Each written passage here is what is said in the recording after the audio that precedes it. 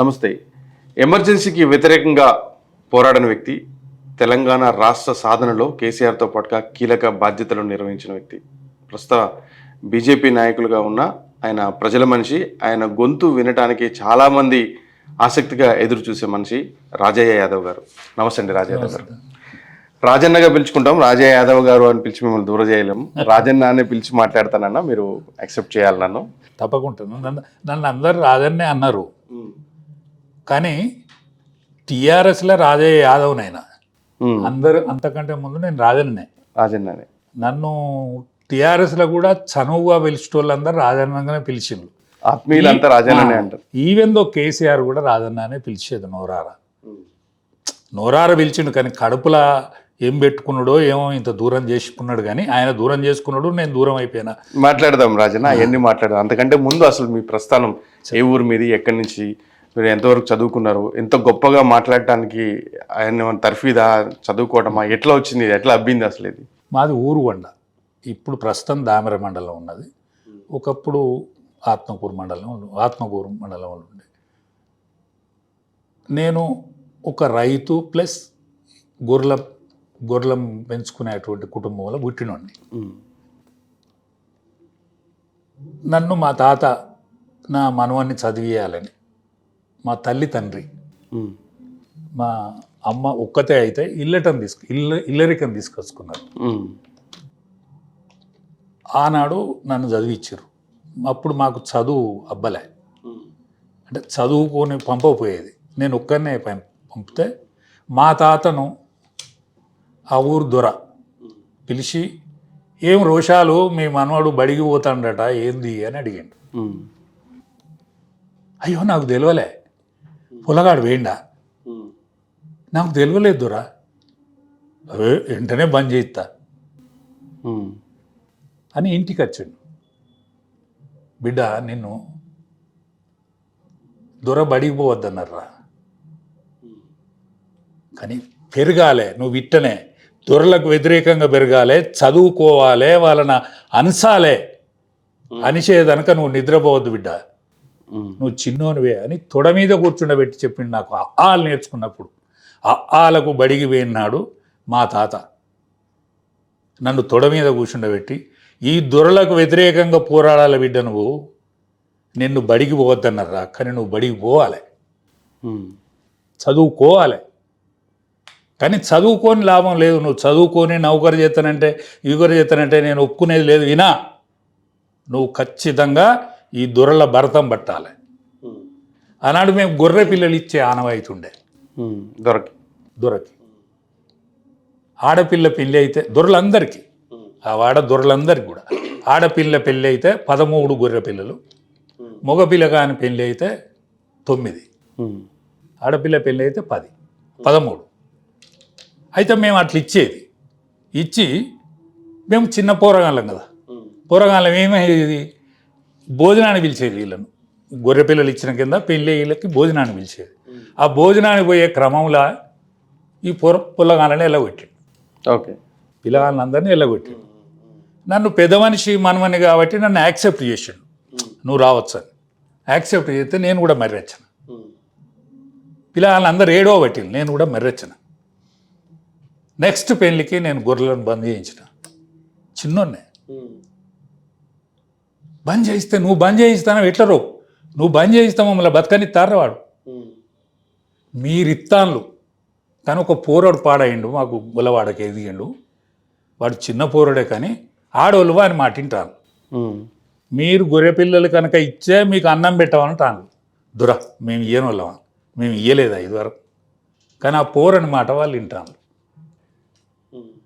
అవు అప్పటి నుంచి నేను మొదలైన, అప్పటి నుంచి దొరలకు వ్యతిరేకంగా ఇయ్యకుంటే ఊకున్నారా? మరి ఊకున్నా, ఏమనలే, ఏం చేయలేకపోయింది, వాళ్ళతో కాలేకపోయింది. బలం వాళ్ళతో ఎందుకు కాలేకపోయింది? ఈ ఆడోళ్ళే వాళ్ళకు దానిలో పని చేయాలి. ఈ ఆడోళ్ళే పోయి వాళ్ళకి కలుపు కానీ, నాటు కానీ, మిరపకాయల ఏరుడు కానీ ఇదంతా చేసేది మా ఆడోళ్ళే. ఒకవేళ మాకేమైనా ప్రమాదం వస్తే ఎట్లా అని మా వాళ్ళు అడిగిళ్ళు. అరే మమ్మల్ని వాళ్ళు బతకనిస్తారంటే, బతకనియకపోతే వాళ్ళ పని ఉంటుందా, వాళ్ళ నాటు పడుతుందా, కలుపు కలుతామా, మేమే చేయాలి కదా. ఇది బంద్ అవుతుంది, అది బంద్ అవుతుంది, ఇది బంద్ అవుతుంది. ఎట్లయితే అట్లా అవుతుంది పో. తాతది పని చేసింది అయితే. అప్పటి నుంచే తాతది పని చేసి ఆనాటి నుంచి నేను ఆ విధంగా పెరిగిన. చదువుకున్నారా లేదా? చదువుకున్నా కానీ నేను ఎంతైతే చదువుకోవాలని అనుకున్నానో, ఓ డిగ్రీ చేసి ఎల్ఎల్బి చేయాలి ఈ కళ ఉండే నాకు, అంత చేయలేకపోయినా. ఊరు నన్ను ఉండనియలే, ఊరు నన్ను సంపూర్ణంగా చదవనియలే, పూర్తి కానియలే. కానీ నన్ను పిలిచింది బాగా, అంటే ఊరు నన్ను పిలిచింది.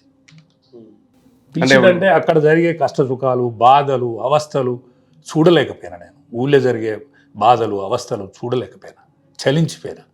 నాకు కన్నీళ్ళు కూడా అప్పుడప్పుడు వచ్చేది. ఇప్పుడు నీతో చెప్తా అంటే కూడా కన్నీళ్ళు వస్తాయి.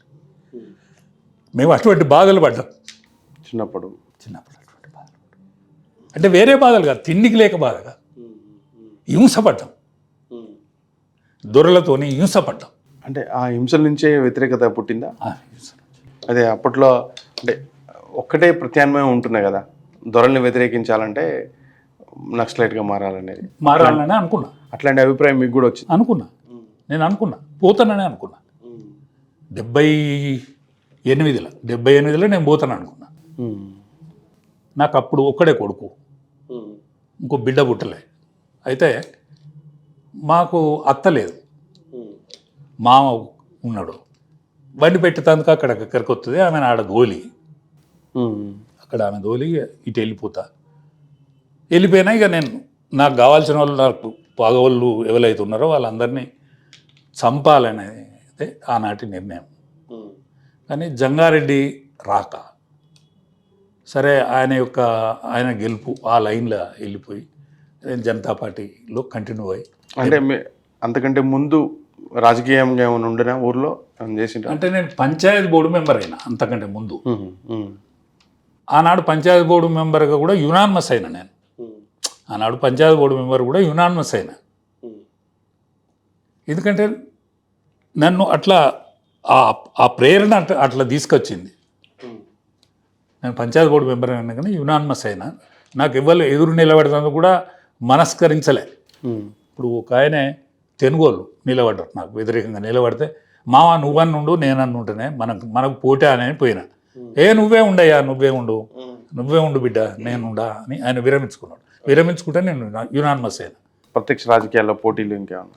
నేను సర్పంచ్ అయ్యే అవకాశం ఉండే, కానీ ఊరు గ్రామ రాజకీయాలు నన్ను సర్పంచ్ని కానియకుంటుండే, ఉంచినాయి. కానీ నేను చెప్పినోడే సర్పంచ్, నేను పెట్టిందే వేదం ఆనాటి నుంచి ఊళ్ళే. నేను ఎవరు సర్పంచ్ అంటే వాళ్ళు సర్పంచ్ అయ్యేది. ఒక టర్ముల యునానిమస్ సర్పంచ్ చేస్తాం, కానీ రాజయ్య పంచాయతీ బోర్డు మెంబర్ ఉండకుండానే. ఓకే, యునానిమస్ రాజయ్య ఎవరిని చెప్తే వాడే సర్పంచ్, కానీ వాడు పంచాయతీ బోర్డు మెంబర్ కూడా ఉండద్దు. ఎదుడు పక్షం అంటే దొరల పక్షమే. ఎస్, నా రూలింగ్ జరగాలి తప్ప నేనే ఉండాలని నేను ఎన్నడూ అనుకోలే. నా యొక్క ఆలోచన విధానాన్ని ఇంప్లిమెంట్ చేసేటోళ్ళు కావాలి తప్ప నేనే ఉండాలని నేను ఎన్నడూ అనుకోలే. రైట్. అయితే ఇప్పుడు భావజాలం ఏమో నక్సలైట్ భావజాలం, దొరలను ఎదిరించే భావజాలం. మరి జనతా పార్టీ వైపు ఎట్లేదు? జనత ఆనాడు ఎమర్జెన్సీకి వ్యతిరేక పోరాటం కదా.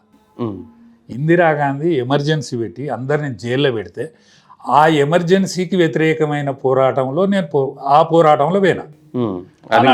అది కూడా నిర్బంధానికి వ్యతిరేకంగా ఆనాడు మహానుభావుడు ఉండే జయప్రకాష్ నారాయణ నాయకత్వంలో జరిగింది కదా.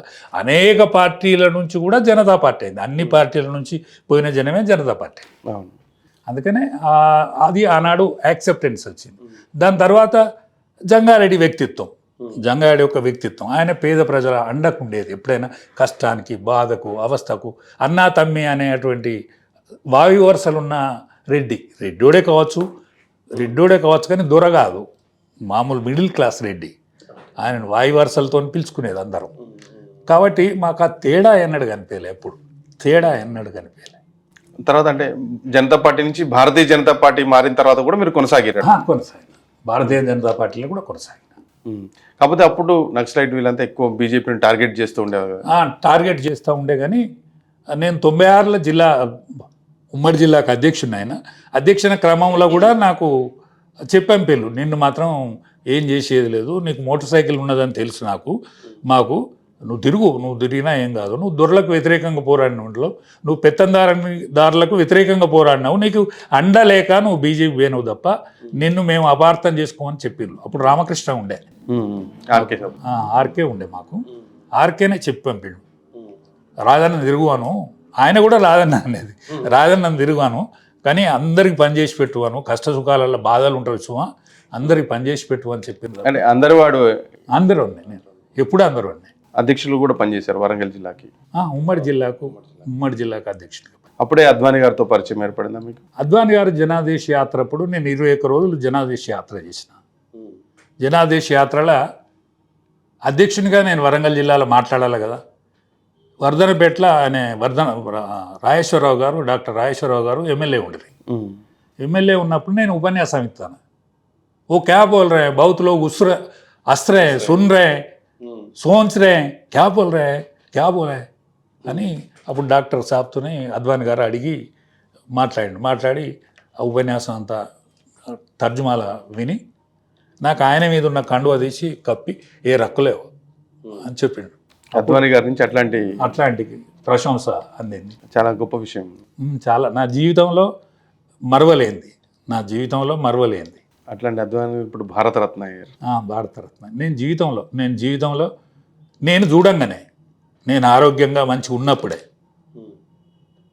నేను రాముని మందిరం చూసిన, అందులో పాల్గొన్న, రాముని మందిరం చూసిన, అద్వానీ గారి రథయాత్రలో పాల్గొన్న సందర్భం, ఆయనకు భారత రత్నం చూసిన.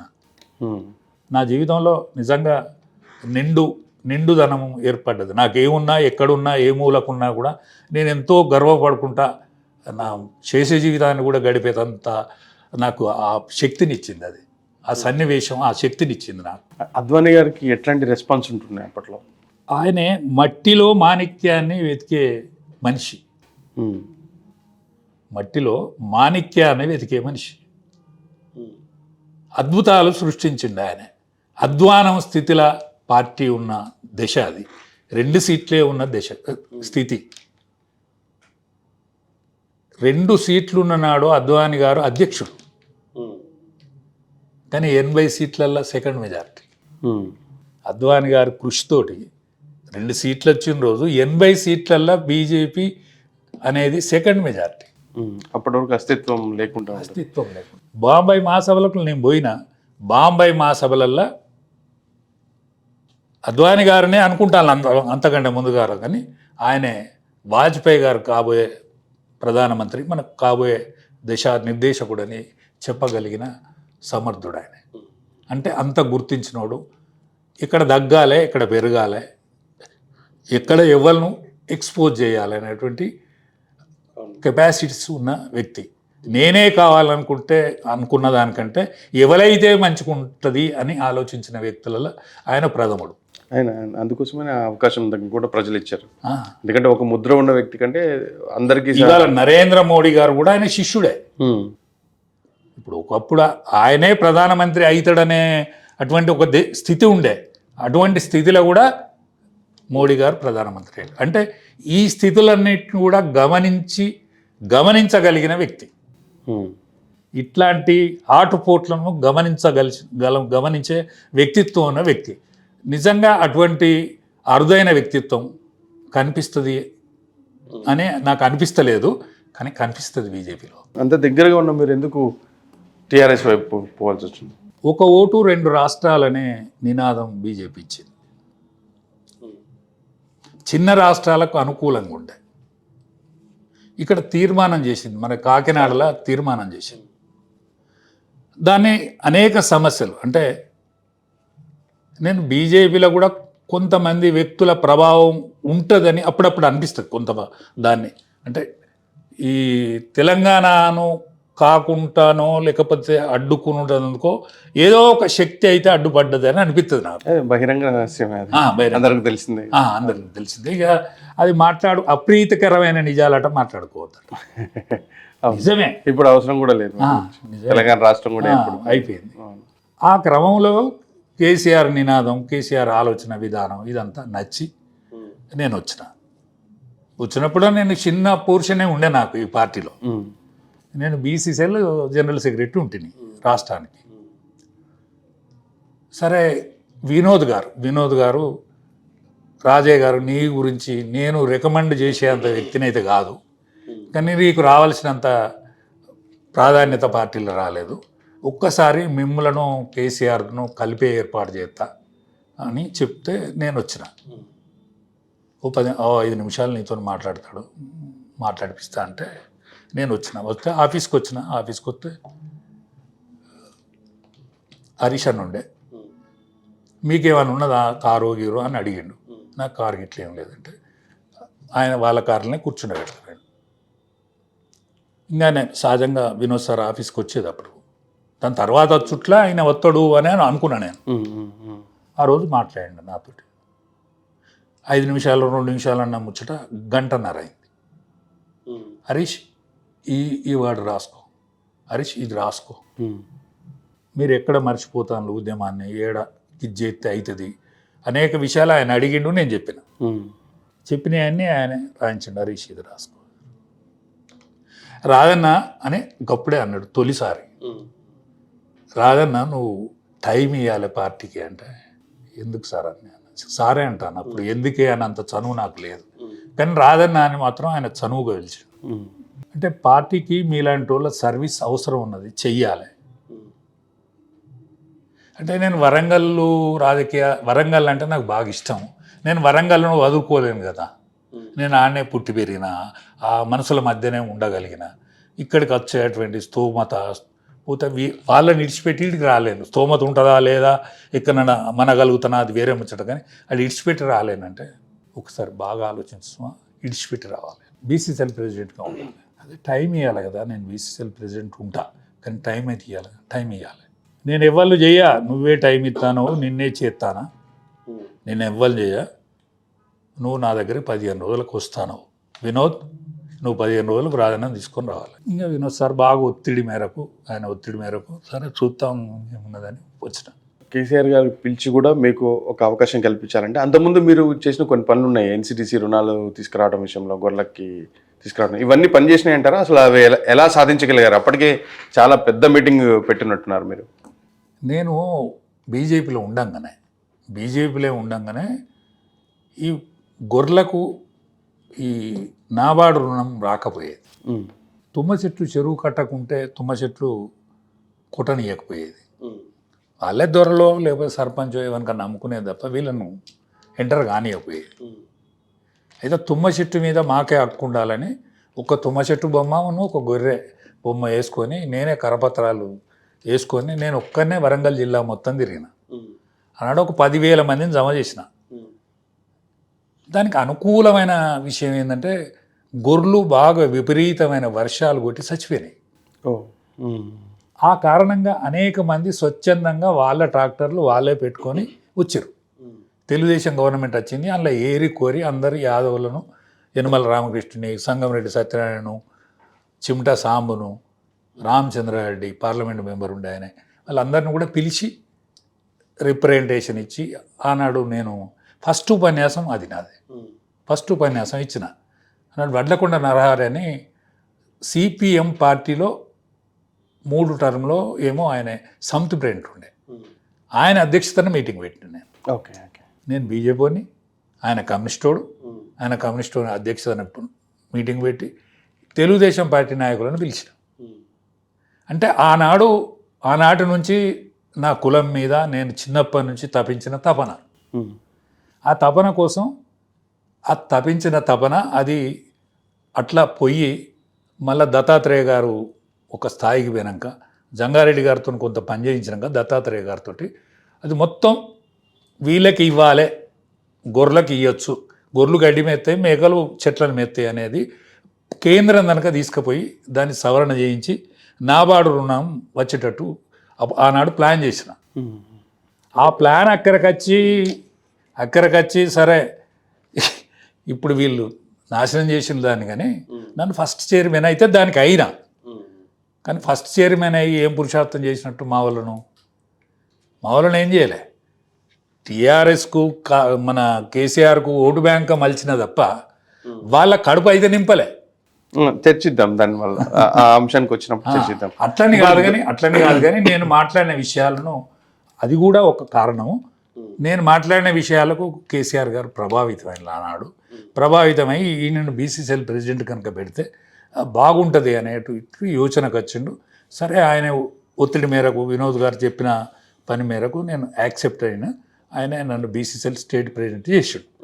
చేసిన తర్వాత వివిధ కుల వృత్తులు ఏమి యాక్టివ్గా ఉన్నాయి, కునారిల్లిపోయిన కుల వృత్తులు ఏంటి, ఎవరెవరు ఏం చేస్తాను ఒక బుక్లెట్ చేసిన, అంటే ఒక పుస్తకమే తయారు చేసి ఒక పెద్ద భారీ మీటింగ్ పెట్టి ఈ కేసీఆర్ను పిలిచి దాన్ని ఆవిష్కరించడం జరిగింది. ఆనాటి నుంచి ఈ కులాలకు వృత్తులకు ఏం చేయాలి ఏం చేయొద్దు ఇది జరిగిన క్రమం. ఆ తర్వాత చాలా నిర్ణయాలు తీసుకోవడం జరిగింది. ఆయన ఏ కులాన్ని ఎట్లా దగ్గర తీసుకోవాలి, ఎవరిని ఎట్లా చేయాలి అనేది కేసీఆర్ మైండ్లో కూర్చుండబెట్టడానికి ప్రముఖ సాధనమైన ఆనాడు. ఎట్లా మీరు అత్యంత సన్నిహితులయ్యారు? మెదక్ జిల్లాకి ఇన్ఛార్జిగా ఎలా వ్యవహరించారు? అంటే 10 మంది పార్టీల నుంచి ఎమ్మెల్యేలు వెళ్ళిపోయిన క్రమం. వెళ్ళిపోయిన క్రమంలో ఆలే నరేంద్ర గారు వరంగల్కి వచ్చి వరంగల్కి వస్తే అప్పుడు మాకు 2 ఎంపీలు ఉండేది, వినోద్ గారును మన నాయక్ గారు. 2 ఎంపీలు ఉండేవి. ఆనాడు మసనాచారి వీళ్ళందరూ వచ్చారు. వస్తే ఆ మీటింగ్లో మాట్లాడే అవకాశం నాకు దొరకలేదు. కానీ 5 నిమిషాల కండిషన్ మీద దొరికింది. 5 నిమిషాలు మాట్లాడాలనే కండిషన్ మీద. ఎందుకంటే చారి సాబు ఆధ్వర్యం ఎక్కువ ఉండేది కదా. చారి సాబ్ అంటే నాకు ఆయనకు ఏదేం కాదు కానీ వీడెందుకులే అని అన్నట్టు ఏదో ఉండే. కానీ వినోద్ గారి ప్రోత్సాహం ఏంటంటే రాజయ్య గారు నువ్వు తప్పకుండా మాట్లాడాలి అంటే 5 నిమిషాల కండిషన్ అనేది దొరికింది. నేను 1 అవర్ మాట్లాడాను. కేసీఆర్ గారు కాలు ఇరిగి అక్కడ ఉండే. ఇవాళ మన హైదరాబాద్ వాళ్ళు ఉంటారు కదా, వాళ్ళు సెల్ ఆన్ చేసి పెట్టారు. కేసీఆర్ గారు ఆ మీటింగ్ అంతా విన్నాడు. నేను ఆయనను కూడా చూస్తాను పోవాలి కదా అని దాని తర్వాత ఢిల్లీకి పోయినా. ఇంకా నేను మాట్లాడతా అంటే నన్ను నిలువరించేటువంటి శక్తి ఇక స్టేజ్ మీద ఉన్న వాళ్ళకి అది రాలే. ఓకే, 5 నిమిషాల కండిషన్ 5 నిమిషాల కండిషన్ అయినా నేను 60 నిమిషాలు మాట్లాడినా. కానీ నన్ను నివారించే బలం ఇక వాళ్ళకు రాలే. ఎందుకంటే ప్రజలు బాగా లేచిండ్రు, ఈలలు కొడతాను, సప్పట్లు కొడతాను, ప్రజావాణి కదిలినట్టే వరకు ఇక వాళ్ళు నివారించలే. ఈ విషయం అంతా కేసీఆర్ గారు విన్నాడు. విన్న తర్వాత నేను ఆయనను చూస్తాను పోతే ఒకరోజు కలిసి గడిపినాం, అన్నే తిన్నాం. నేను వినోద్ సార్ ఇంట్లో పండుకున్నా. మళ్ళీ తెల్లారిపోయి అన్న నేను పోతాను, ఇక నాకు టికెట్ కన్ఫర్మ్ అయింది, మళ్ళీ పోయేటందుకు పోతానంటే పోలేదు గీయలేదు పటు. ఎందుకంటే ఏనా మనసు నిమ్మలంగాల. అరే సంతోష్ అంకులు ఫ్లైట్లో పోతాడు, టికెట్ తెప్పి 2-3 రోజులు ఉండిపో. అరే మనసు నిమ్మలం కాలేదంటే ఏం చేస్తావు పోయి? ఉంటానే ఇక సరే. నీకు బట్టలు తెచ్చుకున్నావు, మరి నువ్వు బట్టలు తెచ్చుకోకపోతే ఎగబెట్టి వెళ్తావు సువా. ఇంకా తెచ్చుకున్నా, బట్టలు తెచ్చుకున్నాను. సరే ఆయన మాట్లాడి రాదన్నా నువ్వు జనరల్ సెక్రటరీవి, మెదక్ జిల్లా ఇన్ఛార్జివి, వరంగల్తో పాటు మెదకును నువ్వు ఈనాటి నుంచి నువ్వే చూస్తావు, నీకు వాళ్ళందరూ సహకరిస్తారు, సహకరించకున్నా నువ్వు తక్కువనివా ఎట్నో చేసి మలుచుకుంటావులే, నువ్వు ఇట్లా చూడాలి అని చెప్పి తోలే. అప్పుడు ఇక నాకు చిన్న కారు ఉండే, ఇదంతా ఏడ కూర్చొని అప్పుడు పెద్ద కారు కొనుక్కొని ఇక అట్లా 8.5 సంవత్సరాలు అక్కడనే. ఆయన నియోజకవర్గానికి మీరు ప్రాతినిధ్యం, ఆయన ముఖ్యమంత్రి అయిన రోజు ఆయన సొంత నియోజకవర్గానికి నేనే ఇన్ఛార్జ్, ప్లస్ మెదక్ జిల్లా మొత్తం ఇన్ఛార్జ్. సరే నాకు హరీష్ గారి తోడు కూడా ఉండేది. ఒక విధంగా ఆ మెదక్ జిల్లా ఇన్ఛార్జే మీకు ఏ అవకాశం రాకుండా చేసిందేమో. అంటే ఆయన ఎందుకు ఆలోచించుండో అట్లా ఆలోచించకపోనుండే. నేను అట్లాంటి మనిషిని అయితే కాదు. మా క్యాస్ట్ కూడా మాటిస్తే పానం ఇస్తారు తప్ప మళ్ళా వాపస్ తీసుకోరు. ఇప్పటి వరకు మా రక్తంలో దోకా చేసే మనస్తత్వం మా రక్తంలో లేదు. దోకా తింటాం కావచ్చు కానీ దోకా చేసే మనస్తత్వం మా బ్లడ్లో లేదు. ఒక విధంగా నాకు బ్యాడ్ లెక్కే, నాది బ్యాడ్ లెక్కే. ఆయన నన్ను ప్రోత్సహించకపోవడు, నేనేం చేసిన భాషను ఆయన వతకనే మాట్లాడేది నేను, అంతకంటే ఏం తప్పు చేయలేదు కదా. ఆయనకి కొన్ని పదాలు నేర్పించారంట. అవును, అనేక విషయాలలో నేను, ఎందుకంటే గ్రామీణ పదజాలం మీద నాకున్నంత పట్టు ఆయనకు పూర్తిగా లేదు. గ్రామీణ పదజాలం మీద ఎందుకు లేదు, ఆయనకి ఎందుకు లేదు, నాకు ఎందుకు ఉన్నదంటే మా ఇంట్లో మాట్లాడేదే భాష కది కదా, మా ఇంట్లో మాట్లాడేదే గ్రామీణ భాష. అది మా అమ్మ ఉగ్గుపాలతోని పెట్టిన భాష ఏంటిది అంటే గా భాష. అందులో మేము గొల్లోళ్ళం, అచ్చంగా మా ఇంట్లో మెదిలేది. అరే గాడిది అని పిలుస్తారు, ఇంతసేపు అనరా ఏం చేస్తారో రా అని అంటారు. ఇటువంటిది మా ఇంట్లో భాషే కదా అది. ఇంట్లో భాష అయ్యే వరకు నాకు ఊళ్ళోనే పెరిగిన కదా, ఊళ్ళో రాజకీయాలు చేసిన కదా, అనేక పంచాయతీలు, అనేక బాధలు, అవస్థలల్లో పాలు పంచుకున్నాను. కాబట్టి నాకంటే ఆయనకు గ్రామీణ పదజాలం మీద పట్టు తక్కువ. ఆ పట్టు తక్కువతోటి నా మీద ఈర్షపడ్డా అయిందని అనిపిస్తుంది. రూపం ఆయన కర్రెగుంటాడు, నేను ఎర్రగుంటా, నేను ధోతి కడతా, నా హావభావాలు ఆయన కంటే బాగుంటాయి. ఆయన బక్కగుంటాడు, నేను మోస్తరుగుంటా. కానీ ఇవి చూడకపోనుండే అంటే ఆయన మాట్లాడటానికంటే అధ్యక్షులుగా మీరు మాట్లాడినప్పుడు వచ్చిన రెస్పాన్స్ చాలా ఎక్కువ ఉండేది అని కూడా చెప్తుంటారు చాలా మంది మెదక్ జిల్లా. సరే, రెస్పాన్స్ అంటే దాన్ని మనం కొలిసి పెట్టలేం కదా, అట్లని దాచుకోలేం కదా. నువ్వు అడుగుతాను, నేను చెప్తాను. అట్లని నా కడుపులో వచ్చింది, నేను మారే ఏమన్నా అనుకుంటాడని మలుచుకోలేను కదా. ఎందుకంటే భాషనుకున్న గొప్ప వరం ఏంటంటే నువ్వు వద్దనుకుంటే అది మరలిపోతే మళ్ళీ రాదు. భాషను కానీ గాత్రం కానీ ఏది కానీ మారే నాకు అద్దాయ అనుకుంటే అది మరలిపోతే మళ్ళీ రాదు. ఇప్పుడు మన దగ్గర కళ్ళు లేని వాళ్ళు కూడా రామసక్కటి పాటలు పాడతారు. ఏంటిదంటావు అది? భగవంతుడిచ్చిన వరం. భగవంతుడిచ్చిన వరాన్ని నువ్వు కాదనేదందుకు నువ్వు ఇవ్వని. వరాలు శాపాలుగా వారిని. నాకు వరం శాపమైనా, నేను శాపమైనా బాధపడతా కావచ్చు, కానీ నాకు ఆయనకి ఇవాళ ఆసర లేదు కదా, ఇవ్వడం ఆసర లేదు కదా, దిక్కు లేదు కదా. నీ సంతానం ఏమన్నది, నీ సంతానం ఏమైంది? వాళ్ళకు నువ్వు తోడి పెట్టినంతసేపే, నువ్వు చేయించినంతసేపే తీసుకున్నారు కదా. ఇప్పుడు వట్టిగా మాట్లాడతా అంటే చెడిపోతాను కదా. నీ కోసం మాట్లాడే ప్రతి ముచ్చట నీకు చెడిపోతాను కదా. ఇవాళ పార్టీ కోసం కానీ కేసీఆర్ కోసం కానీ మాట్లాడే ప్రతి మాట చెడిపోతాను కదా. ఇంత దగ్గర ఉన్న ఎందుకు దూరం చేసుకున్నారు? నన్ను దూరం చేసుకుంటే కాదు, అనేక మందికి నా అటువంటి వాళ్ళని దూరం చేసుకుంటే ఈ దుస్థితి. నేనే కాదు, నేనే తుడుంకాను, నేనే తోపుగాను అని చెప్తలేను. నేనో ప్రముఖులల్లా నేనో ప్రముఖులల్లా ఆయన ఇంటి మనిషి బతుగా అర్ధరాత్రి కనుక మేము కలిసి బతికి, కలిసి ఉండి, కలిసి తిని, నేను ఆయన మంచం కనుక తీసుకుపోయి పడుకోబెట్టిన వ్యక్తిని. ఓసారి బాధ అనిపిస్తుంది, కళ్ళకు నీళ్ళు వస్తాయి. ఎందుకు చేసుకున్నాడు? ఏమక్కర? ఏమొచ్చింది? నన్ను బాధ పెడితే ఏమొచ్చింది? ఆయనకేమొచ్చింది చెప్పు. ఈ రాష్ట్రానికే కాదు, ఆయన భావజాలాన్ని, ఆయన యొక్క వ్యక్తిత్వాన్ని ఈ భారతదేశమే కాక ప్రపంచమంతా అనుకునే రోజు ఉండు కదా. ఎందుకయింది? ఎవరి మీద ప్రేమ? ఎవరి కోసం? ఆయనకు తెలియకల్లుడు, కెపాసిటీ ఉన్నాడు. నేను అనేక మందిని చూసినా కానీ అంత కెపాసిటీ, ఆ లీడర్షిప్, ఆయనకున్న చనువు, చొరవ నేను ఇంకో లీడర్ లోపల చూడలే. ఆయనకు ధృతరాష్ట్రునికున్నంత ప్రేమ సంతానం మీద ఉన్నది. ధృతరాష్ట్రునికున్నంత ప్రేమ సంతానం మీద ఉన్నది. ధృతరాష్ట్రుడు వయసుకు పెద్దోడై రాజైండు తప్ప ఆయనకు తెలివితేటలు ఉన్నోడైతే దాన్ని కాపాడేందుకు అనేక మంది ఉంటుంది. కానీ ఈయనే యాక్టర్, ఈయనే డైరెక్టర్. దానికి ఆ పార్టీకి ఈయనే యాక్టర్, ఈయనే డైరెక్టర్. ఏ పాత్రలను అయితే ఎన్నుకున్నాడో ఆ పాత్రల వలన బొల్తా పడ్డాడు, దెబ్బతిన్నాడు. హరీష్ను వాడుకుంటే తప్పు లేదు, కానీ సంతానాన్ని వాడుకునే బొల్తపడ్డాడు. మా అటువంటి వాళ్ళని దూరం చేసుకొని ఆసర లేకుంటాయి. మీ అందరిని బయటికి పంపించడం ఆయనకు శాపంగా మారిందా? ఖచ్చితంగా.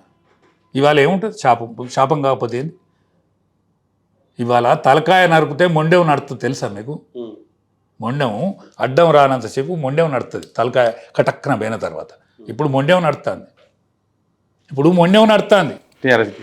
టీఆర్ఎస్ మొండెం నడుస్తుంది. ఏదన్నా పార్లమెంట్ ఎన్నికల తర్వాత మొండెం అడ్డం పడుతుంది. అప్పుడు ఎవరి దిక్కు? అప్పుడు ఈ పార్టీకి ఎవరి దిక్కు? అతి గతి ఉంటుందా? మళ్ళీ వచ్చే ఎన్నికలలో పోరాడేందుకు పార్టీ ఉంటుందా? మాట్లాడేందుకు పార్టీ ఉంటుందా?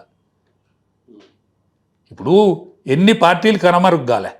ఇప్పుడు మనం చూస్తాను, చరిత్రలో చూస్తాను, ఎన్ని పార్టీలు కనమరుగ్గాలి. ఇదెంతసేపు ఎన్ని పైసలు, ఎన్నో డబ్బులు సంపాదించిన వాళ్ళు ఎంతమంది దివాలు చేయాలి. ఇప్పుడు ధీరుభాయ్ అంబానీ కొడుకులు ఉన్నారు, ఇద్దరు ఒక్కంతే, ఇద్దరికి ఆస్తి శరి సమానం పంచిచ్చాడు కదా. ఎవరి దగ్గర ఎంత ఉన్నది ఇప్పుడు? అంటే గటువంటి వాళ్ళు కూడా బొల్తా పడతారని వింటాను కదా. నువ్వెంత? అచ్చా, నువ్వు సంపాదించింది ఏది సొమ్ము? నువ్వు సంపాదించింది ఏం సొమ్ము? పాపో సొమ్ము కదా. పాపో సొమ్ము ఉంటుందా? పాపం సొమ్ము అంటారా? పాపో సొమ్ము, ఖచ్చితంగా పాపో సొమ్ము, పేదల సొమ్ము. మా యాదవుల సొమ్ము కూడా గొప్పలో కొట్టినవు. యాదవులు ఓటు బ్యాంక్ మలిచిళ్ళు. నిన్నగాక మొన్న కూడా కొన్ని ఓట్లు వేసిళ్ళు మీకు. గటువంటి వాళ్ళు గొర్రెలు ఇచ్చిర్రు, గొర్రెలు 21 చైర్మన్ చేసిర్రు మిమ్మల్ని. 21 అనిస్తే నేను అన్నా, అరే మా వాళ్ళు మాట తప్పని వాళ్ళే, వృధా చెయ్యరే, చెక్కి డైరెక్ట్ కొనుక్కుంటారు పాపం, చెక్కి డైరెక్టర్ చెక్కి అంటే ఇన్లే పెడచెవిన పెట్టిండు మాట. ఆయన ఊళ్ళో ఆయన కాన్స్టిట్యున్సీలే మొట్టమొదటి సమావేశం పెట్టిండు. ఏది గొర్రెలది, ఏది ఈ రుణం ఇచ్చుతాను. సభాధ్యక్షత ఎవడు వహించాలా? చైర్మన్ వహించాలా? ముఖ్యమంత్రి వహిస్తాడా? చైర్మన్ వహిస్తారు సాధారణ. ముఖ్యమంత్రి కాబట్టి వహించిండే. ముఖ్యమంత్రి అయితమే అయింది, ఆయన అయితే పెద్దోడు కదా అని అనుకున్నా. దేశభక్తి శ్రీనివాసన్ మాట్లాడు అన్నాడు ఫస్ట్. ఆయన చెప్పాలని సభాధ్యక్షుడు కాబట్టి. దేశభక్తి శ్రీనివాస మంచిగా మాట్లాడతాడు కావచ్చు అనుకున్నాను. సానికుడనేమో. దాని తర్వాత ఏం చేసిండు? మంత్రితో మాట్లాడించాడు. అరే వీని మనసులో ఏదో వచ్చిందా ఈ దిక్కానికి, ఎందుకు రోగం పుట్టిందో, ఈ రోగం అయితే మంచిది కాదు, ఇది ఇంతటితో ఆగుతుందని నేను అనుకుంటలేను. నాకు ఆనాడే అనుమానం వచ్చింది. 21 గొర్రె ఎక్కడి నుంచి తెచ్చుకోవాలి? ఆంధ్ర నుంచి తెచ్చుకోవాలి, లేకపోతే కర్ణాటక నుంచి తెచ్చుకోవాలి, లేకుంటే మహారాష్ట్ర నుంచి తెచ్చుకోవాలి. 21 గొర్రె వచ్చే వరకే అవి కొన్ని మధ్యలోనే చచ్చిపోయేది. ఇక్కడికి వచ్చినాక ఆయన చచ్చి. దీనివల్ల ఏం లాభం కాలేదా గొల్లలకు? ఎంత మాత్రం లాభం కాలే, మొత్తం నష్టం. ఇవాళ డిపాజిట్లు ఉన్నాయి ఇంకా ఇప్పటి వరకు తీసుకొని వనవాసం ఈగుతాను పిల్లలు, పాపం బిడ్డలు వనవాసం ఈగుతాను. ఎంతమందిని కోసుకొచ్చుకోవాలి. హింసపడ్డారు, గోసపడ్డారు, బయటకు వచ్చారు, ఓడించే ప్రయత్నం చేశారు, ఓడించారు. మీరేమో తల దిగింది, మొండమే ఉంది, తట్టుపడుతుంది అంటున్నారు. కానీ మళ్ళీ మాదే అవకాశం అనేది ఇప్పుడు మళ్ళీ కేసీఆర్ కానీ, కేటీఆర్ కానీ, మిగతా బీఆర్ఎస్ నేతలు కానీ చెప్తున్న మాటలు. కానీ జనం అనుకుంటలేదు కదా నీకు. ఇప్పుడు మొన్నటి ఎన్నిక ఎట్లయింది? కాంగ్రెస్ పార్టీ ఒక పావులు గదుపుట్ల బ్రహ్మాండంగా పావులు గదుపులు, ఇది జైనింగ్స్ కానీ, లీడర్షిప్ను ఆకట్టుకునే విధానం కానీ. ఇప్పుడు ఇంకా ఖమ్మం ఉన్నది, ఇంకా శ్రీనివాసరెడ్డి సాబ్, పొంగులేటి శ్రీనివాసరెడ్డి సాబ్, ఇంకా ఇంకో మాజీ మంత్రి, వీళ్ళందరినీ జమ చేసుట్లా ఆ పర్సనాలిటీస్ను సరి చేసుట్లా వాళ్ళు సక్సెస్ అయింది. కానీ 10 సంవత్సరాలు ఆశ వదులుకున్న తెలంగాణ మీద ఆశ వదులుకున్న కాంగ్రెస్ పార్టీ ఎవరికి వస్తుంది అనుకున్నాం? అంటే ఒక్కటే ఇక్కడ బాగా ప్రభావితమైంది ఈ ప్రాంతం అంతా. నక్సల్స్ ఉద్యమం మనం ప్రభావితం కావడానికి. ఇప్పుడు స్వాతంత్ర ఉద్యమం అంటే ఇక అది చాలా రోజులు అయిపోయింది కదా. నక్సల్స్ ఉద్యమం గుర్తున్నది, ప్రభావితమైంది. అన్యాయం తెలిసింది, న్యాయం తెలిసింది. మనిషికి అన్యాయం తెలిసింది, న్యాయం తెలిసింది. ఎవడు మంచి చేస్తాడు తెలిసింది, ఎవడు చెడు చేస్తాడు తెలిసింది. దాని తర్వాత మొదటి తెలంగాణ ఉద్యమం, మన ప్రాంతం మనకత్తే ఏం లాభం అనేది తెలిసింది. మన ప్రాంతం మనకత్తే ఏం లాభం. అది అయిపోయాక కేసీఆర్ ఉద్యమం, కేసీఆర్ టీఆర్ఎస్ ఉద్యమం. ఉద్యమంలో మా లాంటి వాళ్ళు అనేక మంది పాల్గొన్నారు. మేము లీడర్లమే కాదు, ఊరూరా వంట వార్పు పేరు మీద ఎంత అంటే ఇవాళ ఎవ్వలం వంట వార్పు చేస్తాం, ఇవాళ ఏ కులం, ఇవాళ ఎవరు అని ఊరూరా ఇంటింటికి ప్రతి మనిషి ఉద్యమంలో పాల్గొన్నాడు. ప్రతి మనిషి ఆడామోగ అదే సకల జనులు అనుకున్నాం. సకల జనులు కూడా పాల్గొన్నారు. సకల జనులు పాల్గొన్న తర్వాత ఎవ్వరు ఏం చేసినా కూడా టీఆర్ఎస్ గెలిచింది. అది చైతన్యం వచ్చింది, టీఆర్ఎస్ గెలిచింది, కేసీఆర్ ముఖ్యమంత్రి అయింది. అంటే జనం అనుకుంటే అయిపోయింది కదా. ఆనాడు రూపాయి లేదు కదా మన దగ్గర, మనం పైసలు ఖర్చు పెట్టలేదు కదా. మనం మీటింగులు చేసుకున్నాం అంతే. మీటింగులు చేసే వరకు ఎవరిని కాళ్ళు పట్టుకున్నామో, ఎవరిని కడుపులో తలకాయ పెట్టినామో, ఆ మీటింగుల మందం ఎల్ల తీసేందుకే బ్రహ్మ కష్టం ఉండే. ఎందుకంటే స్వయంగా నేను ఉన్నోని కావచ్చు, స్వయంగా నా కంట్రిబ్యూషన్ ఉండే కాదు. 2 జిల్లాలను అయితే ఉండేది కదా. 2 జిల్లాలనే కాదు, నన్ను కరీంనగర్ ఇన్ఛార్జ్ ఒకప్పుడు. నేను మెదక్ జిల్లా పోను, మళ్ళీ కరీంనగర్. ఖమ్మంలో ఎవరు కుదురుతలేరని ఖమ్మం ఇన్ఛార్జ్, ఎవరు వస్తలేడు. భద్రాచలంలో మీటింగ్ పెట్టడానికి నేను పోయి ఆడ ఉండే. ఇవన్నీ తిరిగినాం కదా. ఇప్పుడు మహబూబ్నగర్లో సభ్యత్వం అయితే లేదు, లేకపోతే ఏదో అయితే లేదంటే మహబూబ్నగర్ అందరం కలిసిపోయి కలవడితిని ఆడ కూడా. అంటే అనేక జిల్లాలల్లో తిరిగిన నాకు షేర్ తెలుసు కదా నాకు.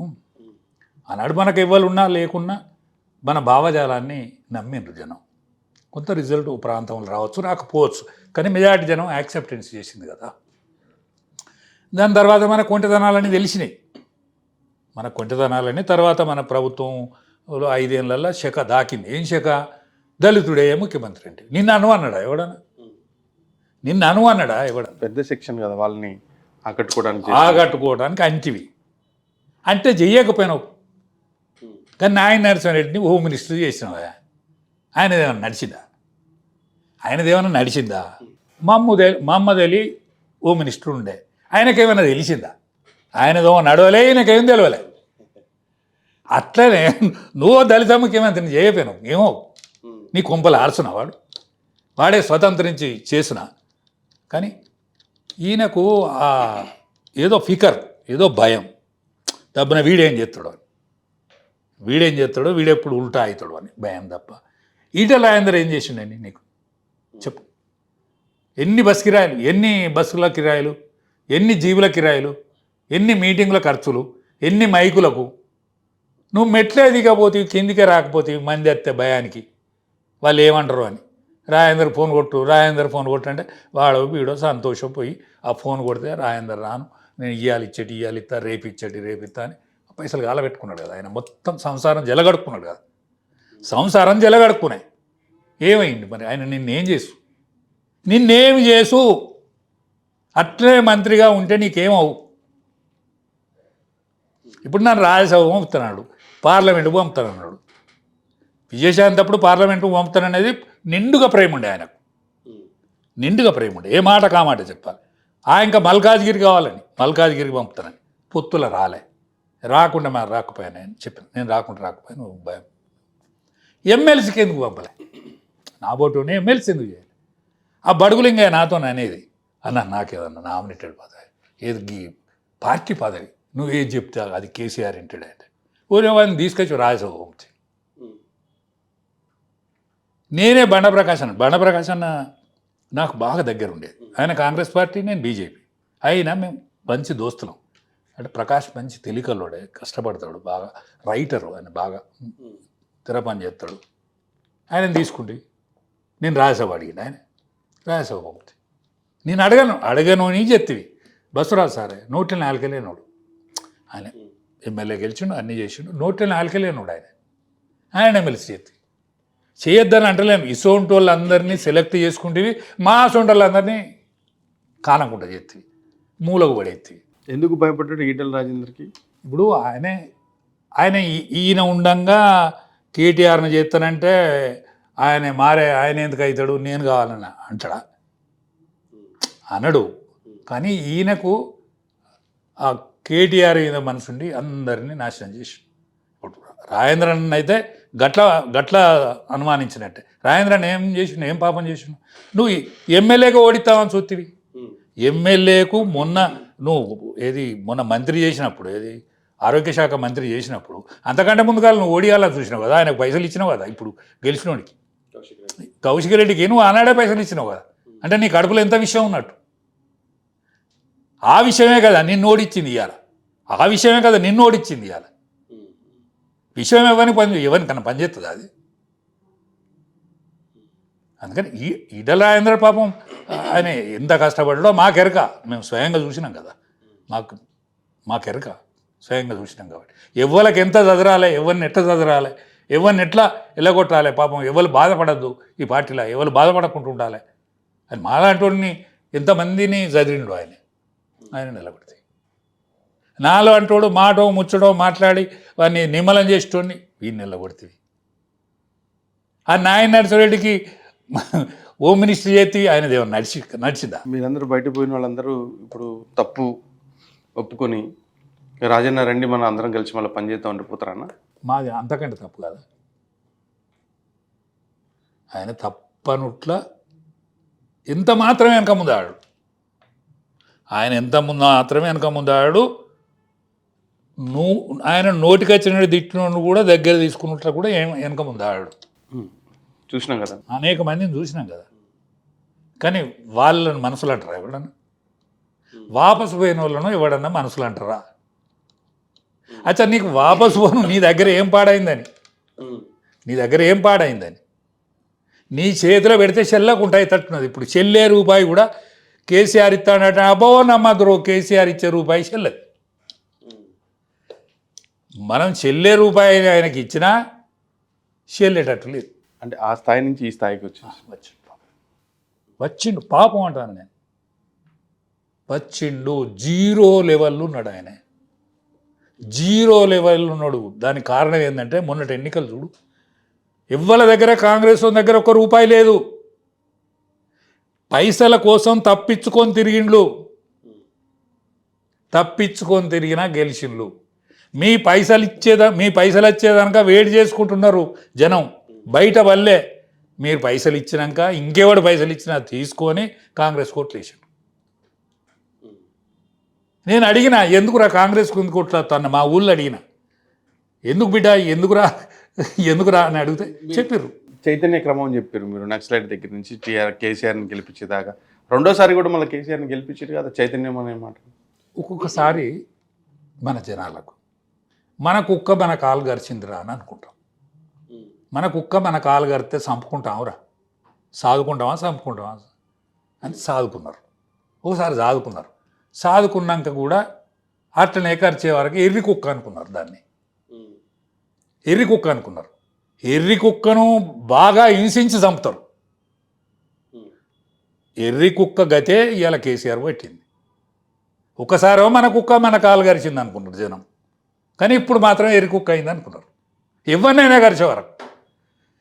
నువ్వు ఇప్పుడు ముదిరాజులను విడిచిపెట్టకపోతే, గొల్లోళ్ళని విడిచిపెట్టకపోతేవి, మన కాంట్రాక్టర్ బిల్లు ఇవ్వకపోతేవి, భూములు ఉంచుకుంటేవి, ధరణి పేరు వినా అనేక మందిని ఆదరణకు గురి చేతివి, ఆగం చేతివి, ఇవన్నీ కలిసే వరకు నువ్వు పిచ్చి కుక్కవేనా అనుకున్నారు. కాపలా కుక్క కానీ పిచ్చి కుక్క కాడికి వచ్చిందా? అది నేను మీ కాపలా కుక్కలా పనిచేస్తానని కేసీఆర్ పిచ్చి కుక్క అన్నీ ఒక దాని దగ్గర పోతే కర్తవ్యం అని కాడికి వచ్చి. ప్రజలే చైతన్యవంతులు. ప్రజలు నంబర్ వన్ ఇవాళ లీడర్ కంటే ఏ లీడర్కైనా ఇవాళ బీజేపీ పార్టీ కావచ్చు, కాంగ్రెస్ పార్టీ కావచ్చు, టీఆర్ఎస్ పార్టీ కావచ్చు, ఈ ఏమీలు ఉండొచ్చు. ఇలా ఈ పార్టీల ఏమీలు వేదాంతం చదివిన వాళ్ళు ఉండొచ్చు, అనేక విషయాల మీద అవగాహన ఉండొచ్చు, ఎకనామిక్స్లో నిష్ఠాతులు ఉండొచ్చు, ప్రపంచ రాజకీయాలను ఎట్లా శాసించవచ్చునో చెప్పవలసినంత ఉండొచ్చు. కానీ ఓటేసే ఆడామెకున్న తెలివి అయితే తక్కువే, వాళ్ళ కింద తక్కువే. ఈ చైతన్యాన్ని అందిపుచ్చుకోవడంలో ఎక్కడ వెనకబడ్డారు భారతీయ జనతా పార్టీ నేతలుగా? మీరు లేట్ అయింది. బీసీ ముఖ్యమంత్రి లేట్, హరిజన ఇది మన మాదిగ సామాజిక వర్గాన్ని ఏబిసిడీలు వర్గీకరణ లేట్. పోతే క్యాండిడేట్స్ను ఒక్కసారి వీళ్ళు కూడా పోటీనిత్తరు అనేటువంటి వాతావరణాన్ని నిర్మాణం చేసుట్లా వెనుకబడ్డారు. లీడర్షిప్ కలిసి ఉంటుందో కలిసి ఉండలేదో అనేది ఒక అస్పష్టతను ఇతరులు ఏర్పాటు చేసినలో అది నిజమే అనిపించే లెక్క వీళ్ళు మెదిలిండ్రు. ఇంకోటి కూడా చెప్పారు, కేసీఆర్ బీజేపీ ఒకటే అని కూడా చెప్పారు. కేసీఆర్ కాంగ్రెస్ చెప్పిన దాన్ని నమ్మి కేసీఆర్ బీజేపీ ఒక్కటే అనే విషయాన్ని కాంగ్రెస్ ఏ మాట చెప్తే ఆ మాట ఒప్పుకున్నారు జనం. ఆ మాట ఒప్పుకున్నారు. ఒప్పుకునేందుకు కారణాలు ఇవన్నీ, ఒప్పుకునే కారణాలు ఇవన్నీ. కొంత అస్పష్టత కనిపిస్తే అరే వాడు లేతనే లేడా లేవనని పట్టుకుని ఎందుకు ఎడతానవరా అనేది వచ్చింది. మళ్ళీ ఇప్పుడు మళ్ళీ కాంగ్రెస్ వాళ్ళు మేమే లేచున్నాం, మాదే ఎంపీ సీట్లు కూడా మా అంటారు. నిజమే ఇవాళ నిన్న కాక మొన్న 100 రోజులు కాలే వాళ్ళు గెలిచి. ఇప్పుడు రావని ఎట్లా అనుకుంటారు? మొన్న వస్తామని అనుకున్నారా? మొన్న వస్తామని అనుకోలేదు కదా. వస్తామనే వాతావరణం కోసం ఏమేమి తిప్పలపడాలో అది పడ్డరు, కానీ వచ్చేదానిక వాళ్ళకి నమ్మకం లేదు కదా. ఇవాళ వస్తాం అనుకున్నట్లు కూడా తప్పు లేదు, వాళ్ళ తప్పేం లేదు. కానీ బయట పైన రాహుల్ గాంధీ యొక్క కెపాసిటీని చూస్తాను కదా, అటు మోడీ గారి కెపాసిటీని చూస్తాను. ఈ కెపాసిటీని మనం చూసి మనం చెప్పాల్సిన అవసరం ప్రజలకు లేదు, వాళ్ళంతా గ్రహిస్తాను. అది చైతన్యవంతులు. అన్నిటికంటే భారతదేశంలో అత్యంత ప్రభావితమైనటువంటి ఏదన్నా ప్రాంతం ఉన్నదంటే అది తెలంగాణే. దానికి నేను చెప్పిన ఈ ఉద్యమాలన్నీ పనిచేసి ఉన్నాయి. వాళ్ళు స్వయంగా ఈ ఉద్యమంలో పాల్గొన్నోళ్ళు, పావుల పైసలు లేకుండా పాల్గొన్నాడు. నువ్వు ఎవరికి కొంచెం ఇయ్యలే. మా కేసీఆర్ పైసలు ఉండనా? పైసలు పంపితే వంట వార్పు చేసినరా? సకల జనులు సమ్మె చేసినరా? ఉద్యోగస్తులు ఉద్యోగాలు మానుకుని ఉన్నారా? ఇంట్లో పైసలు ఉండనా? ఆర్టీసీ ఎన్ని రోజులు బంద్ అయింది? అనేక మంది ఉద్యోగస్తులు ఎన్నాళ్ళు కడుపు కట్టుకొని పనిచేసారు. ఇది ఎక్కడైనా ప్రపంచ చరిత్రలోనే ఫస్ట్ టైం జరిగింది. లేకపోతే ఢిల్లీ సింహాసనం గడగడల ఎందుకు ఆడింది? సోనియా గాంధీ ఎందుకు వణికింది? ఆనాడు సుష్మా స్వరాజ్ గారు ఖచ్చితంగా బిల్లు పెడతావా, నేను పార్లమెంటు ముందట శిరోముండనం చేసుకొని కూర్చుంటా అని చెప్పింది. గర్జన వనికి బిల్లు పెట్టాల్సి వచ్చింది. అంటే ఇక్కడ సకల జనుల సమ్మె కదిలించినంతగా మరేది కదిలియలేదు. అంటే సకల జనులు ఇవాళ ఆ విధంగా తయారున్నారు. నువ్వు వద్దు కేసీఆర్, నువ్వు ఇంట కూర్చో అని కాంగ్రెస్ని గెలిపించిండ్రు. ఇవాళ చిన్న ఎన్నికలు అయిపోయినాయి, కాంగ్రెస్ని గెలిపించినవి పెద్ద ఎన్నికలు అంటాను. ఊరోళ్ళు పెద్ద ఎన్నిక అంటాను దీన్ని. పెద్ద ఎన్నికలలో మోడీ. ఇక్కడ రాహుల్ కెపాసిటీ సరిపోదా? రాహుల్ కెపాసిటీ సరిపోతలేదు, ఎక్కడ సరిపోతలేదు. ఆయన పాపం లాల్చీ ఉన్న పైజామా తోడినా కూడా ఓ మనిషి వాకం కొట్టు, అట్లా కూడా కొడతలేడు. లాల్చి పైజామా దొరికినా కూడా రాహుల్ గాంధీ ఆయనే అంటేటట్టుండు. అట్లా కూడా మనిషి వాల్కం అని కనిపించలేదు. మనిషి వాల్కం అనేది ఒకటి ఉంటుంది, మనిషి సైజబుల్ అనేది ఒకటి ఉంటుంది. లీడర్కి ఒక డ్రెస్ ఉంటుందండి. ఎందుకంటే రాజులో కిరీటం పెట్టుకొని రాజు ఉండేది. లీడర్ కూడా ఒక డ్రెస్ కోడ్ ఉంటుంది. నువ్వు లీడర్ డ్రెస్ కోడ్ వేయాలి కదా. అట్లాంటిది ఉన్న ఒక మనిషిగా చూస్తాను. అట్లా కూడా ఎక్కడికి వస్తలేడు కదా ఆయన. ఛాన్సే లేదంటారు. ఛాన్స్ ఏందో మాత్రం ఎక్కడ కనిపించలేదు. ఇవాళ సర్వేలు ఇవన్నీ చెప్తానే.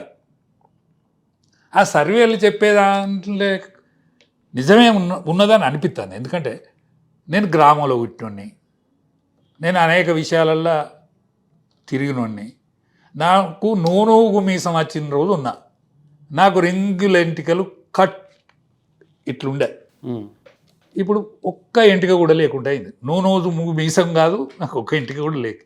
సరే, భగవంతుడు ఇచ్చిన ఆరోగ్యం మీ ముందట మాట్లాడేటువంటి భాగ్యం కలుగుతాను తప్ప నేను అనేక విషయాలలో, అనేక కష్టసుఖాలలో, అనేక సాధక భాగాలలో నేను మెదిలినోడిని. నాకు కూడా కనిపిస్తుంది అట్లా. ప్రజానీకం చెప్తాను, అనేక మంది చెప్తాను, అనేక సర్వేలు చెప్తానే. నా ఓటును కూడా అనిపిస్తుంది. కాంగ్రెస్కు అవకాశం లేదు. కానీ ఈ ప్రభుత్వం మీద బీఆర్ఎస్ మళ్ళీ ఒక నీటి విషయంలో అన్యాయం జరిగింది, 10 ఏళ్ళు కాపాడినాం, పరాయి పాలన చేస్తున్నారంటూ కేసీఆర్ కృష్ణా జలాల మీద మీటింగ్ పెడతా అంటున్నారు రేపు ఎల్లుండి. అరే నువ్వు ఏం చేసినావు భయ్? నీకు ముఖ్యమంత్రి అయినావు కదా, నువ్వు ఏం చేసినట్టు ఇన్నాళ్ళు? గోదావరి నీళ్ళ పేరు, కృష్ణానది నీళ్ళ పేరు చెప్పే కదా నువ్వు ముఖ్యమంత్రి అయింది. మన వాట కృష్ణాలో లేదు, మన వాట గోదావరిలో పోయిందని గోదావరికి అడ్డుకట్ట ఏదో కట్టబోయి మీద ఏది గ్రావిటీ ద్వారా నీళ్ళు వచ్చేదాన్ని కిందికి జరిపి కట్టి అందులో ఎంత రావాలనో అంత రాబట్టుకొని దాన్ని కూలగొట్టే పని ఇవాళ కూలిపోయే దశలో అది ఉన్నది. కృష్ణానది నీళ్ళు ఏం చేసినావు అసలు? జగన్కి అమ్మినావా? నువ్వు ఉన్నప్పుడు జగన్కి ఇట్లా అమ్మినావా? ఎందుకంటే మొండోడు పైసలు ఇస్తాడు, ఆయన తీసుకున్నావా? జగను ఏదైనా చేయగలిగిన సమర్థుడు అని అంటారు. మరి నిన్ను కూడా కొనుక్కున్నాడా? 9.5 సంవత్సరాలు నువ్వు ఏం చేసినట్టు? పదవి పోయినప్పుడు ఇప్పుడు 100 రోజులు కాంగ్రెస్ వాళ్ళు వచ్చి 100 రోజులు కాలే, ఈ నీళ్ళు ఇప్పుడే పోయినాయి అని మాట్లాడుతున్నావు. ఈ 9.5 సంవత్సరాలు ఏమైనాయి? నువ్వు అమ్మినవా నీళ్ళు జగన్కు? అది చెప్పు. అమ్మితే చెప్పవా? నేను అమ్మినా?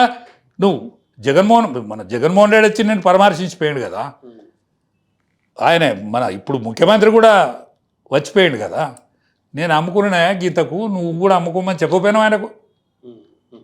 చెప్పినాక దెబ్బ అట్లా జరిగితే ఆ బదనామీ అయిపోయినావు. ఏం ముఖం పెట్టుకొని ఇవాళ కృష్ణా నీళ్ళ మీద మాట్లాడతాను? గిన్ని రోజులు నీకు పవర్ ఇచ్చింది కదా. ఏం ముఖం పెట్టుకొని కవిత గారు వరంగల్లో మీటింగ్ పెట్టింది. కవిత దగ్గర పోదాం. అంటే ఇది సెంటిమెంట్ కోసం కృష్ణా జలాలు తెలంగాణ ఆంధ్ర పరాయి పాలన అంటే ఒక రకమైన సెంటిమెంట్ తెలంగాణ ప్రజల్లో ఉంటుంది కదా. ఇప్పుడు గారెడోడు దస్తిని పాము చేస్తాడు, గారెడి దస్తిని పాము చేస్తాడు, ఒక ముంగిసని తీసుకొస్తాడు, పాము ముంగి దెబ్బలాట అని చెప్తాడు. నువ్వు చెప్పినన్ని రోజులు చెప్పినావు, నువ్వు దస్తిని పాము చేసినావు, ముంగీసని తెచ్చినావు, పాముకు నువ్వు ముంగీసకు పోటీ పెట్టి నడిపించినావు, పాము ముంగి దెబ్బలాట అని అనిపించినావు. కానీ నువ్వు పీక ఊది ఇవన్నీ చేసినావు కదా. నీ పీక ఊదితే దస్తి కానీ ఉంటుంది, అది పాము అయితే లేదు. ముంగీస అత్తలేదు, ముంగీస పామును కొరుకుతలేదు, ఇవన్నీ ఏమైతే లేదు. కేసీఆర్కు తెలుస్తలేదు. ఇది పాము అంటాడు, అది ముంగీస అంటాడు. అది ముంగీస అయితే లేదు, ఇది పాము అయితే లేదు. ఇది దస్తి కానీ ఉంటాండి, ముంగీస అత్తలేదు. ఇది పామును ముంగీస అంటాడు, కానీ అది అయితే లేదు. ఆయనకు తెలుస్తలేదు. ఎవరు చెప్పేటోళ్ళు లేరు. చెప్పేటోళ్ళు ఎవరు చెప్పాలి?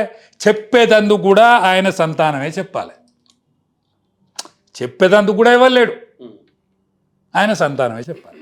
కేసీఆర్ చెప్పేది ఎవరు నమ్మరు అని చెప్తున్నారు. అంతే. ఎంత మాత్రం నమ్మరు. ఇప్పుడు నమ్మి నానబోతున్నట పుచ్చి బుర్రలైనాయట. అట్లా కేసీఆర్ ఏది మాట్లాడినా కూడా ఇప్పుడు చెల్లకుంటాయి. ఏది మాట్లాడినా చెల్లకుంటాయి. ఆయన కొద్ది రోజులు ఊగుకుంటే మంచుకోండు, ఆయన కొద్ది రోజులు ఏది మాట్లాడకుండా మౌనంగా ఉంటే మంచుకోండు. కాస్త మౌనంగా ఉంటే ఆయన ఏదో మాట్లాడతలేడు అని అనుకోనన్నా అనుకుందరు. అప్పుడు మాట్లాడితే కొద్దిగా ఏమన్నా నడుచునో ఏమో. రైట్. ఇంతకుముందు కవిత గురించి మాట్లాడారు. పూలే ట్రస్ట్ ఏర్పాటు చేశారు. ఒకటే పూలే విషయం చాలా సీరియస్ విషయం అండి. పూలే గురించి ఫస్ట్ ఆమె మాట్లాడద్దు, ఆమె నోట్ల నుంచి ఆ వాడే వెళ్ళద్దు. ఆమె పుట్టడి కేసులలో ఇరుకున్నది. అది నిజమా, చట్టం ఏం చేస్తుందా, ఏం కథ అది ఉన్నది. అది కాకముందే నీకు పూలే అది కత్తాడు. 9.5 సంవత్సరాలు మీ తండ్రే కదా ముఖ్యమంత్రి. ఆ పూలే విగ్రహాన్ని పెడితే మీ నాయన వద్దన్నాడా? మీ నాయన అన్యం కానీ పూలే విగ్రహం పెట్టద్దే మనం అన్నాడా అంటే చెప్పు. మా నాయన అప్పుడు వద్దన్నాడు, ఇప్పుడు రేవంత్ రెడ్డి పెట్టాలే నేను పోరాడతాను. ఇదా రేవంత్ రెడ్డి పెట్టకపోతే నేను పోరాడతాను చెప్తే ఎవడన్నా నమ్ముతాడా? నేను వద్దన్నాడు. నేను ఆనాడు పెట్టితే ఎవడొద్దన్నాడు? నేను చెప్తానా కవిత గారు, మీరు పూలే జోలికి కూడా రావద్దు, పూలేను తాకద్దు. మేము పాలాభిషేకం చేసుకోవాల్సిన రోజు వస్తుంది. ఎందుకంటే మీ కందెన చేతులతోని మా జ్యోతిరావు పూలేను ముట్టుకోవద్దు. ఎందుకంటే మా సకల జనులకు ఆరాధ్య దైవం ఆయనే, తండ్రి లాంటోడు మాకు. ఆయన నువ్వెందుకు ముట్టుకుంటావు? నీకు ఏం అక్కరని ముట్టుకుంటావు? మీ నాయన 50 ఏండ్లు మన సెక్రటరేట్ ఉండు కదా, దాన్ని కూలగొట్టి ఆయన మనసులు ఉన్నట్టు ఒక నమూనా చేసి ఆ నమూనా నాడ గాలబెట్టి అందులో ఎన్ని కోట్లు దండుకున్నాడో ఒక పెద్ద అంబేద్కర్ విగ్రహం పెట్టి ఆ విగ్రహం సాటుకు దాగున్నాడు కదా మీ నాయన. అవినీతి సొమ్ము తిన్న కింద ఆ చూపెడతాడు కదా, అంబేద్కర్ని చూపెట్టుకుంటా మీ నాయనే ఉంటాడు కదా. నువ్వు పూలే ఎందుకంటారు? మీ కుటుంబం కూడా, మీ కుటుంబం పూలేయద్దు, అంబేద్కర్ను ముట్టుకోవద్దు. ముట్టుకుంటే పాపం తగులుతుంది. మీరు మా సకల జనులను అవమానించినట్టు. మొత్తం నాయకులందరూ పోయి జైలు కొడుతున్నారు కదా, మరి అంతా బీసీ నాయకులంతా వెళ్ళి. ఇప్పుడు అనేక మంది ఉంటారు, అనేక మంది ఉద్యమాలు చేసిండ్రు. కొంతమందికి చరిత్రకారుల లైన్లు, కొంతమంది చరిత్రకారులు కాలే. దానికి కారణం ఏంటి? ఇప్పుడు పూలే లాంటోడే ఎందుకు లెక్కకొచ్చిండు? పూలే లాంటోడే ఎందుకు లెక్కకొచ్చిండు? అంబేద్కరు ఏమి రాజ్యాంగ పదవులో లేక రాజ్యాంగ రచయిత, మిగతా సాధక బాధకాలు, కష్టసుఖాలు, పేదోని బాధను వెంకులాడిండు, బాధపడ్డాడు తప్ప ఆయన మంత్రి పదవులు అనుభవించలేదే. కానీ ఆయన విగ్రహాలు ఇంకా ఎందుకు పెడతాను? గాంధీ విగ్రహం ఆగిపోయింది, మన ఇందిరాగాంధీ విగ్రహం ఆగిపోయింది, గాంధీ విగ్రహం ఆగిపోయింది. నెహ్రూ విగ్రహాలు ఎప్పుడు పెట్టినో ఎంతో తెలియదు. అంబేద్కర్ ఎప్పుడో చనిపోయాడు. ఆయన ఏమీ చేయలే. ఏమంటే ఏం పదవులు చేయలే. ఒక్కసారి ఏదో మంత్రి పదవి చేసి స్వాతంత్రం వచ్చిన కొత్తల ఆయన విగ్రహాలు ప్రతి వాడకు, ప్రతి ఊళ్ళో పెడతాను. ఎందుకు? ఏమక్కరా అంటే పేద ప్రజానీకం కోసం తప్పించిండు ఆయన. ఇప్పుడు పూలే విగ్రహం కవిత కొట్లాడుతుంది అనేది నేను అంటలేను, కానీ ఇవాళ పూలే విగ్రహం కూడా క్రమక్రమేణా మన తెలంగాణ గ్రామాలకు కూడా వస్తాడు, క్రమక్రమేణా. ఎందుకంటే పూలే గురించి, పూలే ఆలోచించిన విధానం, సావిత్రిబాయి ఆలోచించిన విధానం, ఇదంతా తెలవడానికి కొంత టైం తీసుకుంటాను కాబట్టి. ఇప్పుడు తెలంగాణ ఉద్యమం, తెలంగాణ రాష్ట్ర ఏర్పాటు తర్వాత మనకి అందులో ఉన్న వర్గాలకి ఏం కావాలనేది అడగటం మొదలవుతుందనే విషయాన్ని ముందుగానే తెలుసుకొని వీళ్ళంతా ముందుకు వస్తున్నారు అనుకోవాలా? తప్పకుండా వస్తాను, కానీ వీళ్ళ మాట ఇవ్వాలి, నమ్ముతారే? నమ్మాలి కదా. ఇప్పుడు ఏ మంత్రం లేకుంటే ఈ మంత్రం చదువుతానంటే ఇంటరా? ఎవరన్నా ఇంటరా? నేను మంత్రం చదువుతా, నేను ఏదైనా పూజ చేస్తా అంటే అవుతుందా? మొత్తంగా ఈ ఫ్యామిలీ గురించో, కేసీఆర్ గురించో ఒక మాటలో రాజన్న చెప్పాలంటే ఏం చెప్తారు?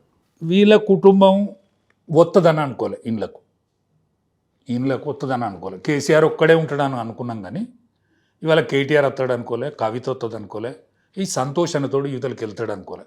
ఎందుకంటే హరీష్ మాతో పాటుగా లడైల, పంచాయతీల, బాధల, అవస్థలలో కలిసిమెలిసిండు కాబట్టి హరీష్ వస్తే పెద్ద చెల్లమల్లే. వీళ్ళు వస్తారని మేము అనుకోలే, మేమని కాదు, ఏ ప్రజలు కూడా అనుకోలే. వచ్చినందుకు సరే అనుకున్నారు, కానీ వీళ్ళ యొక్క దోపిడీ, వీళ్ళ యొక్క ఆలోచన విధానం ఏదైతున్నదో ప్రజలకు నచ్చక మొత్తం వ్యవస్థ కూషైంది. వీళ్ళు ఇప్పటికైనా సైలెంట్ అయితే మంచిది, కనీసం కదరన్న దక్కుతుంది. మనుషులుగా ఉంటారు, కానీ మనుషులుగా కూడా చూసేటువంటి రోజులు వత్తలేవు రాబోయే రోజులలో. అందుకనే ఊరుకుంటే మంచిది. కేసీఆర్ని ఏమంటారు? కేసీఆర్ ఇక అయిపోయింది, ఆయనే పొరపాటు చేసుకున్నాడు. నేను మాతో అనేది రాను, నాకు ఇవ్వలేదే, నేను మియా బీబీ, నాకెవరు, మనమే అంతా అనేది.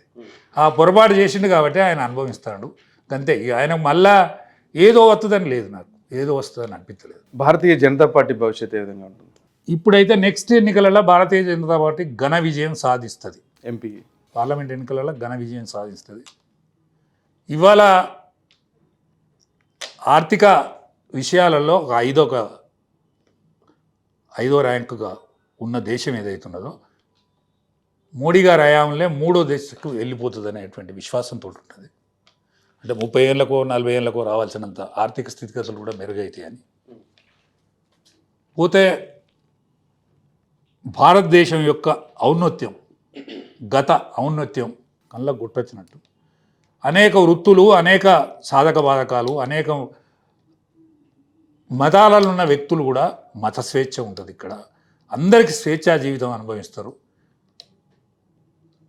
విద్యార్థులోకం కానీ, యువకులు కానీ సుఖ సంతోషాలతో జీవిస్తారు. రైతాంగం కానీ, వివిధ వృత్తులలో ఉన్న వాళ్ళు కానీ అందరూ కూడా ఒక స్వర్ణయుగంగా, ఒకప్పుడు గుప్తరాజుల స్వర్ణయుగం అని మనం ఎట్లయితే చదువుకున్నామో చరిత్ర పుస్తకాలలో, బీజేపీ కాలాన్ని స్వర్ణయుగంగా రాబోయే రోజులు మా తరమే అనుకున్న కాడికి అనుకుంటాను, స్వర్ణయుగంగా జీవించేటువంటి అవకాశం అయితే బీజేపీకి ఉన్నది. రైట్. ముఖ్యమంత్రి భాష చూస్తున్నాం. మీరు చాలా భాష మీద పట్టున వ్యక్తులుగా తెలంగాణ యాసను గట్టిగా మాట్లాడే వ్యక్తులుగా దాన్ని ఏ విధంగా చూస్తారు? చాలా పర్సనల్గా తిట్టుకునే స్థాయికి వెళ్ళిపోతున్నారు రోజు రోజుకి. ఇప్పుడు రేవంత్ రెడ్డి ముఖ్యమంత్రి అవుతాడు అనుకోలే, కేసీఆర్ ఓడిపోతాడు అనుకోలే, కేటీఆర్ మళ్ళా ఆయన అవుతాడు కానీ నేనే ముఖ్యమంత్రిని అనుకున్నాడు. ఆయన ఎన్ని రోజులు ఉంటాడో నేనే అవుతా అనుకున్నాడు. వీళ్ళిద్దరికి తోయక తిట్టుకుంటాను తప్ప తిట్టుకోవాల్సినంత అవసరం లేదు. అయిన ముఖ్యమంత్రిత్వం ఆయన అదృష్టం, దాన్ని కాపాడుకోవాలి తప్ప ఆయన తిడితే కరెక్ట్ కాదు. అయినోన్ని గౌరవించాలి తప్ప ఆయనని తిడితే ఈయనది కరెక్ట్ కాదు. బాలకసుమన్ లాంటి వాళ్ళు చెప్పుతో కొడతామని చెప్పులు చూపిస్తున్నారు. ఆయన సంస్కృతికి అది, ఆయన స్టాండర్డ్కి అది. బాలకసుమన్ పార్లమెంట్ మెంబర్ అయ్యిండు, బాలకసుమన్ ఎమ్మెల్యే అయ్యిండు, కానీ ఈ పదవులతోటి ఎదుగుడు కాదు కదా. పదవులు వచ్చినంత మాత్రాన ఎదగాలంటే కష్టమే కదా. ఆయన సంస్కృతికి అది, ఆయన స్టాండర్డ్కి అది, ఆయన స్థితికి అది. రేపు ఈయన మళ్ళీ ఎన్నికలకు పోతున్నాను అంటాడు కదా, పోతే వాళ్ళు ఏమంటారు, నువ్వెందుకు వస్తాను ఎవరో చెప్తాను కొడతా అంటే మంచిదా అనొచ్చునా వాళ్ళు అంటారు, అనిపించుకుంటాను ఈయన. ఎవ్వరు ఏ లైన్లో పోతామో ఆ లైన్ మనకు ఎదురవుతుంది. ఏదైతే సెలెక్ట్ చేసుకుంటామో అదే మనకు ఎదురవుతుంది తప్ప ఇంకోటి కాదు. మంచిది కాదు. నేను బాలకసుమన్ కూడా నేను చెప్తాను, ఎందుకంటే తమ్ముడు చిన్నోడు, నాకు కూడా సన్నిహితంగా ఉండేది. తొందరపడద్దు, మిడిసిపడ్డోళ్ళు ఏమైండ్లు, తొందరపడద్దు, మంచిది కాదు. ఫైనల్గా ఒక మాట చెప్పండి రాజన్న, ఎట్లున్నారు మీరు? మంచుకున్నా, ఆరోగ్యం అయితే కొద్దిగా ఆరోగ్యం అయితే మంచిగానే ఉన్నది, సాతి చేస్తాను, ఆరోగ్యం మంచిగానే ఉన్నా. నేను అనుకున్న విషయాలలో నేను ఖచ్చితంగా రీచ్ అవుతాననే విశ్వాసంతో ఉన్నా. నేను అనుకున్న విషయాలలో రీచ్ అవుతాననే విశ్వాసంతో ఉన్నా. నన్ను ఒకవేళ నాకేమన్నా ఎవరైనా జాతస్య మురణం సత్యం ధ్రువం, నన్ను ఒక ముఖ్యమంత్రి మోస్తాడు అనుకుంటాను తప్ప నేను అంత చేపడదానిక బతుకుతానని అనుకుంటాను. నా శవాన్ని మోసే టైం వచ్చినప్పుడు ఒక ముఖ్యమంత్రి స్థాయి వచ్చి భుజవాంతడని అనుకుంటాను. నేను అన్ని రోజుల కనుక నేను జీవిస్తానని అనుకుంటాను. ఎవరని చెప్తారా ముఖ్యమంత్రి స్థాయి ఉన్న వాళ్ళు ఎవరని? నాకైతే అత్యంత సన్నిహితుడు ఈటల రాజేంద్రన్న. నన్ను పునర్జన్మనిచ్చింది కూడా ఆయనే. నేను ఆయన ఆ రూపంలో చూడాలని అనుకుంటాను. నేను ఆయన ఆ రూపంలో చూడాలని అనుకుంటున్నాను. మొన్న తప్పింది, మొన్న ప్రధానమంత్రి గారు కూడా ఆ వరం ఇచ్చిండు ఆయనకు, కానీ తీసంతలో తప్పింది. ఇప్పుడు మళ్ళీ తప్పుతుందని నేను అనుకుంటలేను. మళ్ళీ వచ్చే రోజు ఒక్కటి చివరిగా మీ పంచగట్టు గురించి చర్చించుకుంటాం. ఎప్పుడు చూసినా ఏ పరిస్థితులు చూసినా ఇంతే వచ్చేస్తూ అంతే పంచగట్టుతో ఉంటారు మీరు. నాకు 11 ఏళ్ళ వయసులో మా అమ్మమ్మ ఇస్త్రీ శాఖలోని పిలిచి నా మనవనికి ఇస్త్రీ బట్టలు ఉండాలి అన్నారు అని చెప్పింది. నాకు ఇస్త్రీ బట్ట ఆనాటి నుంచి, నా వయసు 11 నుంచి ఉండేది. మా ఊళ్ళో దొరలు ధోతి కట్టేది. నేను స్కూల్ బంద్ చేసి ఇంటికి పోగా నా ప్యాంటు షర్ట్స్ అన్నీ మా దోస్తులకు ఇచ్చి ధోతి కట్టుకొని లాల్చి దొడుక్కొని ఇంటికి పోయాను. వరంగల్ నుంచి అనంకొండ నుంచి ఇంటికి పోతానప్పుడే నేను ధోతి కట్టుకొని ఇంటికి పోయాను. దొరల ఇంటి ముందటి నుంచి పోయాను. ఆనాటి నుంచి నాకు ఒక్క అంగి ఒక్క ధోతి ఉన్నా, కష్టాలుండి బాధలుండి అవస్థలుండి ఒక్క అంగి ఒక్క ధోతి ఉన్నా నాకు ఇస్త్రీ బట్టే ఉన్నది. అట్లనే మెయింటైన్ చేసుకున్నా. పస్తులు ఉన్న రోజులు ఉండొచ్చు కానీ ఇస్త్రీ లేని రోజులు లేదు. పస్తులు పన్నా కానీ ఇస్త్రీ లేకుండా నేను ఉన్నట్లే. అదే ఎక్కి ఏడవచ్చు కానీ మీరు బయటపడటం మాత్రం చాలా తక్కువ సందర్భాలు. అవును, అది నువ్వు నన్ను కదిలించే విషయాలు మాట్లాడినావు కాబట్టి నాకు ఆయన కన్నీటి చుక్క కూడా అట్లా వచ్చి ఆగింది అంతే తప్ప. రైట్ రాజన్న, మీరు మంచి ఆరోగ్యంగా ఉండాలని, మీరు అనుకున్నది కావాలని కోరుకుంటున్నాం. Thank you so much.